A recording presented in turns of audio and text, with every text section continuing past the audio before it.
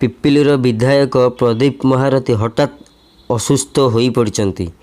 ତାଙ୍କୁ କ୍ୟାପିଟାଲ ହସ୍ପିଟାଲରେ ଭର୍ତ୍ତି କରାଯାଇଛି। କ୍ୟାପିଟାଲ ହସ୍ପିଟାଲ ନର୍ସିଂ ହୋମ୍ 3ରେ ତାଙ୍କର ଚିକିତ୍ସା କରାଯାଉଛି।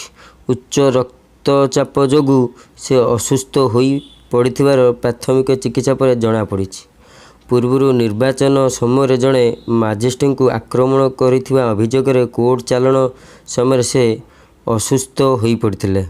ଜାମିନ ପାଇବା ପର୍ଯ୍ୟନ୍ତ ସେ ଏହି କ୍ୟାପିଟାଲରେ ଚିକିତ୍ସା ହେଉଥିଲେ।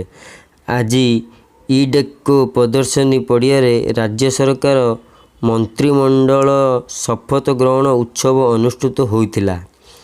ସେ ଏଥିରେ ଉପସ୍ଥିତ ଥିଲେ। ସେଠାରୁ ଫେରିବା ପରେ ଶ୍ରୀ ମହାରଥୀ ଅସୁସ୍ଥ ହୋଇପଡ଼ିଥିବା କୁହାଯାଇଛି। ଆମ ଚ୍ୟାନେଲକୁ ଲାଇକ୍ କରନ୍ତୁ ଏବଂ ସେୟାର ଏବଂ ସବସ୍କ୍ରାଇବ୍ କରନ୍ତୁ। ଜୟ ଜଗନ୍ନାଥ।